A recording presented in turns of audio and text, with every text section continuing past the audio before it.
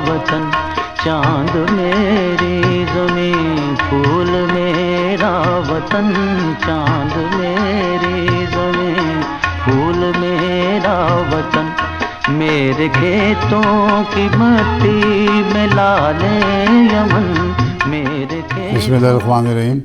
रुजू पाकिस्तान का आज का प्रोग्राम मुर्खा 23 अगस्त। हम ज़रा थोड़ी सी वक्फे की बात कर रहे हैं क्योंकि मुल्की हालात में एक बहुत ज़्यादा इज़्तिराब और मायूसी है। अवाम जो है ख़ास तौर पे वो बिल्कुल रोज़ाना उनकी जो पेशेंस लेवल है वो ख़त्म हो रही है और काफ़ी ज़्यादा परेशानी है उनमें, ख़ास तौर पे जो हमारा 60% गरीब तबका है। तो उसमें मार्केटों में रश कम हो गया है, ओवरऑल शहरों की जो रौनक है उसमें कमी है। अभी मैं देख रहा था कल आज़ाद कश्मीर में लोगों ने बिजली के बिल को 30,000 बिल तकरीबन पूरे शहर के बिल जो थे वो जलाए हैं कि वो हमारे बस से बह रहे हैं। यही हाल पंजाब में है। जब हम गांव में जाते हैं या गरीब आदमी जो हैं उनसे बात करते हैं तो वो भी रो पड़ते हैं, कहते हैं हम नहीं दे सकते। एक तरफ तो ये हालात हैं, दूसरी तरफ सदर मुमलिकत वाली कंट्रोवर्सी शुरू हो गई और उसमें वो भी ठीक नहीं है। इमरान खान साहब जेल में हैं, उसकी वजह से उनकी पार्टी जो है वो आलमोस्ट काफ़ी परेशान है, तितर बितर हो गई, तकसीम हो गई। तो जो नई पार्टीज़ बनी हैं, चाहिए तो ये था कि वो सामने आती।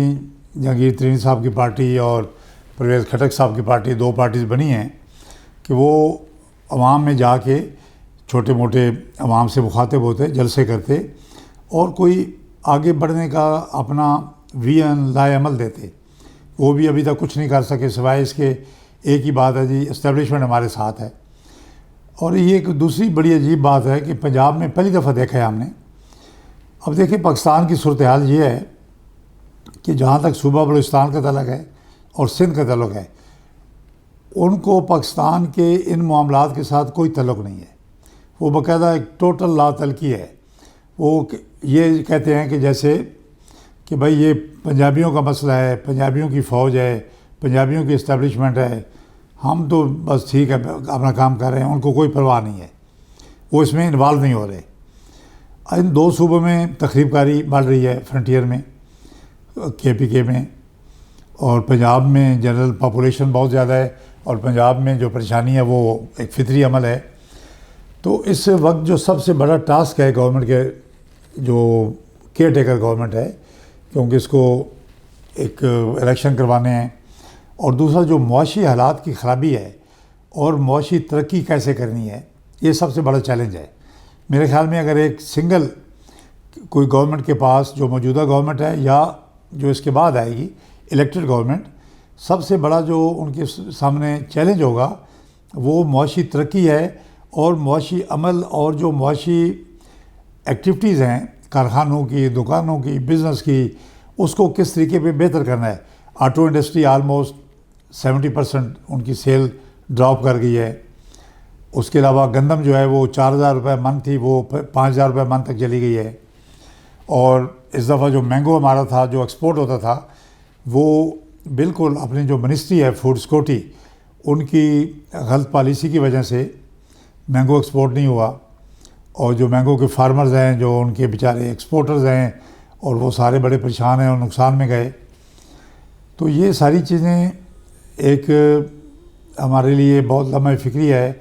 सबसे बड़ी बात है कि गरीब आदमी बिजली का, अब देखिए बिजली में गवर्नमेंट ने बहुत कुछ किया है, इसमें कोई शक नहीं कि अभी देखो ना 25,000 मेगावाट प्रोडक्शन है, जो कल की अखबार में मैंने पढ़ा है। तो नीलम जेलम सिस्टम में आ गया, थर्मल के आ गए, जो थारकोल के वो आ गए।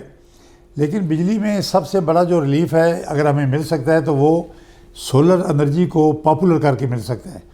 गवर्नमेंट ने सोलर के लिए कोई थोड़े बहुत लोन अनाउंस किए हैं। मैंने एक बैंक को फ़ोन किया है, मैं ज़िम्मेदार हूँ, मैं चाह रहा था कि मैं सोलर का ट्यूबवेल लगाऊँ। बिजली के ट्यूबवेल के भी हमारा बिल बहुत ज़्यादा आता है, तेल बहुत महंगा है। तो मैं पूछा भाई रेट ऑफ इंटरेस्ट कितना है, कहते हैं जी 29%। मैंने कहा भाई गवर्नमेंट तो कहती है कि 5% पे हम लगा देते हैं। वो उनके पास नहीं था, वो कुछ ट्यूबवेल्स के लिए गवर्नमेंट ने दिया होगा। तो अब देखें जी 29% पे कौन सोलर लगाएगा या कौन ट्यूबवेल करेगा। सोलर पे सब्सिडी दें, जो सारी सब्सिडीज़ मैं कहता हूँ बंद करके अगर आप सोलर पे सब्सिडी दें और जो नेट मीटरिंग है वो वापडा जो है वो फौरी लगाए, क्योंकि वापडा वाले नेट मीटरिंग नहीं लगाते। IPPs वाले एक साजिश कर रहे हैं सोलर के ख़िलाफ़। वो कहते हैं जी हमारी जो है वो कंजम्पशन जो है कम हो जाएगी और जो जिस तरीके से मुल्क को लूटा उन्होंने वो लूट मार ख़त्म हो जाएगी। तो ये एक तो रिक्वेस्ट है कि सोलर को अगर गवर्नमेंट बहुत जल्दी इंस्टॉल करे घरों में, फैक्ट्रीज़ में और दफ्तरों में, तो ये बहुत बड़ा रिलीफ मिलेगा और एक बहुत बड़ा ब्रेक थ्रू होगा। अब आ जाते हैं सियासी हालात की तरफ। अब देखें जी सियासी हालात में PDM की जो हुकूमत थी पिछली, अगर देखा जाए बहुत अनबायस्ड जो बात है कि वो एक नाकाम तरीन हुकूमत थी और एक वहद सियासी हुकूमत है, डेमोक्रेटिक हुकूमत है, जिसने 2 दफ़ा आइन तोड़ा। एक दफ़ा 14 मई को जो इलेक्शन नहीं कराया, सुप्रीम कोर्ट का हुक्म था, पंजाब और KP के असम्बली में इलेक्शन नहीं कराया। क्या थी जी वजह कि नून लीग वाले कहते थे कि हम जी पंजाब में हार जाएंगे। ये कहाँ लिखा हुआ है जी कि नून लीग जीते तो इलेक्शन होने हैं? क्या इंडिया में होता है इस तरह? कोई पार्टी कहती है कि मैं हार रही हूँ, वहाँ तो सिटिंग रूलिंग जो गवर्नमेंट होती है, सिटिंग गवर्नमेंट इलेक्शन करवाती है। कभी उन्होंने इलेक्शन में धांधली की है? हमने तो नहीं सुना कि इंडिया में धांधली हुई है। वो इलेक्शन करवाते हैं, हारती भी हैं, जीती भी हैं। अच्छा जी, नून लीग ने वो तोड़ दिया, आइन पे अमल नहीं किया। सेकंड इलेक्शन जो होना था, भाई अगर आपने मरदमशुमारी कराई थी तो आप मरदमशुमारी की मुताबिक अगर हल्का बंदियाँ करनी थी तो पहले करते। बहुत टाइम था आपके पास। वो जानबूझ के एक इन्होंने अपनी बदयांती से उसको लंबा किया और एक बहाना तराशा, सेकंड टाइम फिर आइन को तोड़ा। अब जो सियासी हुकूमतें आइन की परवाह नहीं करती, उन्हें आम लोगों की या मुल्क की फलाह का या भलाई का क्या ख्याल होगा। तो मेरी ये रिक्वेस्ट है कि ये एक ही उनका वजह है जी, एस्टेब्लिशमेंट हमारे साथ है। और भाई एस्टेब्लिशमेंट तो पूरे मुल्क के लिए काम करती है, एस्टेब्लिशमेंट किसी के साथ नहीं है। एस्टेब्लिशमेंट मुल्क की बेहतरी चाहती है, और अगर आप मुल्क की बेहतरी नहीं कर सकते तो एस्टेब्लिशमेंट किस वजह से आपके साथ होगी भाई। तो एक ही हाल है सियासी इश्यूज़ का। जो सबसे बड़ा इशू है कि आप फौरी ये केयर टेकर गवर्नमेंट जो है ये फौरी इलेक्शन कराए और अपनी जान छुड़ाए। अगर इन्होंने लंबा एक कोई समझते हैं कि मुल्की मफाद है कि हमने इसको ज़रा ज़्यादा टाइम के लिए करनी है, तो फिर मेरी रिक्वेस्ट है कि एस्टेब्लिशमेंट की मदद से मुल्क में एक एहतसाब भी करें, रिफॉर्म्स भी करें। रिफॉर्म्स में कालाबाग डैम बनाएं। सूबे कम अज़ कम मौजूदा पाकिस्तान के 4 सूबे हैं, 6 सूबे हैं, आज़ाद कश्मीर और गिलगित बल्तिस्तान को अगर साथ गिन लिया जाए तो मेरे ख्याल में पंजाब के 3 सूबे बनने चाहिए, सिंध के 2 सूबे बनने चाहिए, बलूचिस्तान के 2 सूबे बनने चाहिए और खैबर पख्तूनख्वा के 2 सूबे बनने चाहिए। ये कम अज़ कम ये तकसीम करें, बड़े फ़ैसले लें। अगर आप फ़ैसले भी नहीं ले सकते, डरते हैं जी फलाना नाराज़ हो जाएगा, भाई वो सारे जो नाराज़ होने वाले हैं कालाबाग डैम पे, ये शमसुल मुल्क साहब जो वापडा के चेयरमैन रह चुके हैं, ऑन रिकॉर्ड है। मैंने काफ लीग ने एक सेमिनार करवाया था गुजरांवाला में, उनकी तकरीर है कि जी ये सियासी पार्टियाँ, उसमें PTI नहीं शामिल, उसमें काफ लीग नहीं शामिल, उसमें जमात इस्लामी नहीं शामिल, उसके अलावा तकरीबन उन्होंने तमाम सियासी पार्टियाँ हिंदुस्तान से पैसे लेती हैं कि कालाबाग डैम नहीं बनने देना। जिस मुल्क में इतनी विल नहीं है कि वो अपनी एक फ़ायदे की प्रोजेक्ट नहीं बना सकता, क्या वो मुल्क तरक्की कर सकता है? आप सूबे बनाएं, आप फिर एक जो सियासी एक्शन लेना है मुल्क की बेहतरी के लिए वो लें, और बेशक 3 साल हुकूमत करें, कोई ज़रूरत नहीं है इलेक्शन की।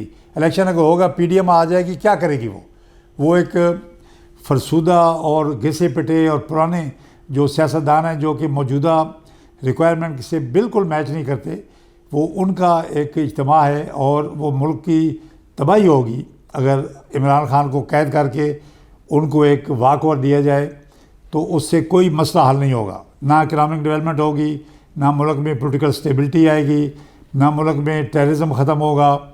तो ये 2 रास्ते हैं, इस पर अमल करना चाहिए। और यही मेरी रिक्वेस्ट है कि इमरान खान साहब को इलेक्शन के कंटेस्ट में शामिल करें। उनकी पार्टी के साथ बहुत कुछ हो चुका, बहुत तोड़ फोड़ हो चुकी। अगर उनको इलेक्शन से बाहर रखा गया तो फिर इलेक्शन ना करवाएं, फिर बेशक 3 साल हुकूमत केयर टेकर्स करें और अच्छे काम करें, उसके बाद देखा जाएगा क्या होता है। शुक्रिया।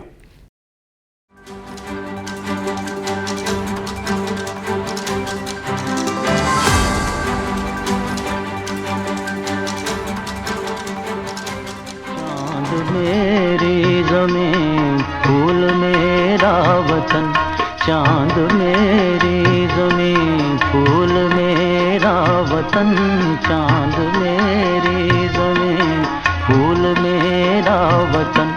मेरे खेतों की मट्टी में लाले यमन।